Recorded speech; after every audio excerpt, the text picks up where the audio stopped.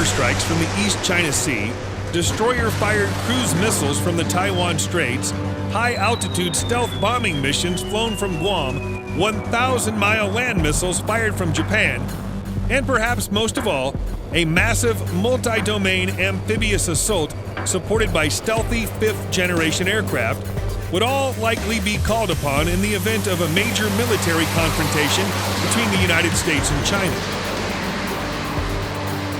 The sheer size, vast geographical expanse, and limitless ocean areas of the Pacific present a circumstance wherein the only actual path to military victory against China would require a coordinated multi-domain approach. One interesting element of this, which seems to offer itself as a thread of continuity between otherwise disparate methods of attack, could be the integrated use of Navy, Air Force, and Marine Corps F-35s.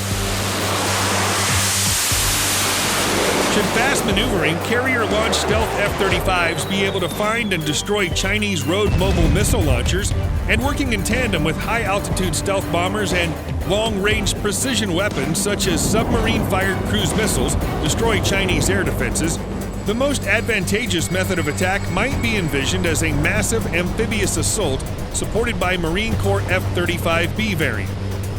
Amphibious attacks staged from Japan, Taiwan, South Korea, or even Australia might make the most sense, as it could combine large numbers of unmanned systems such as surface, air, and undersea surveillance, and attack drones with ship-to-shore combat vehicles, troop and equipment transporting landing craft, and perhaps of greatest significance, fifth-generation F-35B jets. Amphibious-launched F-35B jets could bring new ranges and close air support possibilities to an amphibious attack upon mainland China intended to secure a beachhead of sorts for a follow-on land campaign. Although air-sea and likely undersea elements are likely to provide any measurable margin of victory in a war against China, final superiority would invariably need to incorporate some kind of land presence. Perhaps some kind of ground invasion or presence would ultimately prove decisive. What about any kind of major land assault? Should such an option actually be considered, it would likely only be introduced in the event that some kind of decisive or measurable air superiority was already established, something certain to involve F-35 fighter jets.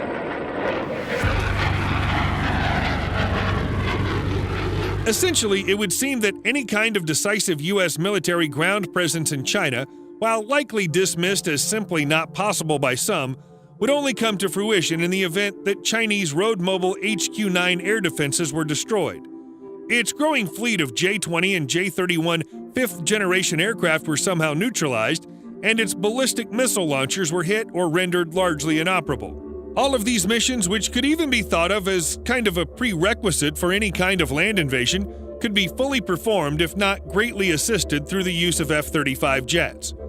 While of course engineered to dogfight if needed and rely upon long-range sensors and advanced weapons to prevail in any air-to-air engagement, the F-35 jet might actually prove most valuable against China in an intelligence, surveillance, and reconnaissance capacity, given the expansive mix of maritime and land domains spread throughout the Pacific in need of being connected to one another. By virtue of being engineered with a drone-like surveillance capability, an airborne F-35 jet could function as a multi-domain informational relay node or aerial sensor. Its long-range 360-degree sensor suite could find and identify air threats. It could also help discover mobile ground targets such as Chinese armored vehicles, air defenses, or ships at sea. The F-35 jet's aerial sensor capacity has already been well established, as the aircraft was demonstrated to be effective as an aerial relay node in a now-deployed ship defense system called Naval Integrated Fire Control Counter-Air, NIFC-CA. It was first deployed in 2015 as an integrated system combining ship-based Aegis radar, SM-6 interceptor missiles, and an aerial sensor relay node to detect, track, and destroy incoming enemy anti-ship missiles at ranges far beyond the horizon, and therefore otherwise undetectable by most standard ship-based radar.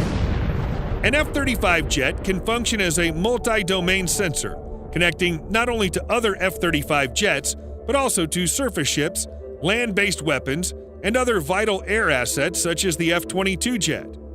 New two-way Link 16 data link upgrades are now greatly improving F-35 to F-22 information sharing in combat in new ways, something which multiplies and integrates surveillance and attack possibilities. An F-35 jet could, for instance, use its sensors and mission data files threat library to find groups of approaching Chinese J-31 jets at great standoff ranges before it was discovered itself, and then instantly send intelligence to F-22 jets in the vicinity equipped to attack with its air-to-air superiority technologies. Actually extending upon this reasoning, perhaps this kind of combined attack involving F-35 and F-22 jets might offer itself as one of the few ways to truly outmatch and destroy Chinese 5th-generation J-31 and J-20 stealth aircraft in the air.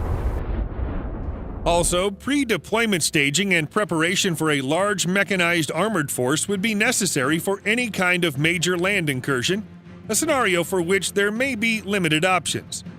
Certainly, a strengthening India-US alliance might enable heavy forces to enter China from India, yet the mountainous plateau areas in Tibet just across the Indian border make the prospect of any kind of land advance into large portions of China next to impossible. Added to this complexity is the fact that China has already engineered combat vehicles for the specific purpose of conducting combat operations in the mountainous plateau areas of western China. F-35 jets launched from India to attack Chinese targets in the mountainous plateau regions of western China, for example, might prove far more effective than any effort to advance ground units through uneven terrain. Furthermore, China's land force, of course, massively outnumbers the United States in terms of sheer personnel. The United States is reported by GlobalFirepower.com to operate 1.4 million active personnel, whereas China is having nearly twice as many at 2.1 million. Interestingly, despite China's overwhelming advantage in troop numbers, the United States is reported to operate as many as 6,000 tanks, nearly twice the 3,200 tanks operated by China. Upgraded U.S. Abrams tanks may be superior to advanced Chinese T-99 tanks as well. Yet that might not matter much, given that there are few routes even remotely hospitable to armored vehicle passage, as well as little to virtually no real workable point of entry for large-scale land forces, given China's western terrain. Any approach route involving a large U.S. force in South Korea would need to first somehow pass through North Korea, a circumstance which may point to Southeast Asia as one of the few, if not only, areas amenable to a large insertion of ground forces. However, should large mechanized land units somehow pass into mainland China for an invasion, how are they supposed to advance? China's uneven geography may simply preclude any kind of massive ground surge towards Beijing. The F-35 jet is, according to Air Force and Navy thinking, well suited for close air support missions, given its speed, maneuverability, 25mm cannon, and ground targeting sensor suite. Certainly, any kind of advancing ground force would need to operate with close air support, a topic that continues to receive much attention, particularly in light of conversations related to the extended life of the A-10 Thunderbolt. The close air support mission, it seems clear, is also well supported by the F-35 platform because these stealth jets could offer close-in firepower protection to maneuvering ground forces or greatly impact the equation in an amphibious landing by lending a new dimension of air support to amphibious vehicles traveling ship-to-shore over the ocean. The F-35 jet's much-discussed sensor fusion could in this instance organize targeting and navigational mapping data together in a single, integrated picture for pilots, enabling them to make fast, informed decisions about where to attack and maneuver in relation to several interwoven variables. Often regarded as some early iterations of artificial evidence, the F-35 jet's sensor fusion takes otherwise disparate pools of sensor data and analyzes them in relation to one another to offer pilots a single-screen overall picture of a combat circumstance.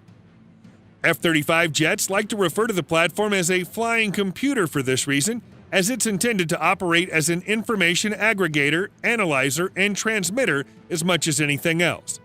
Incoming sensor data can be bounced off a seemingly limitless database of known threats, factors, and conditions to help artificial intelligence-enabled computer-generated solutions, answers, or recommended courses of action for pilots.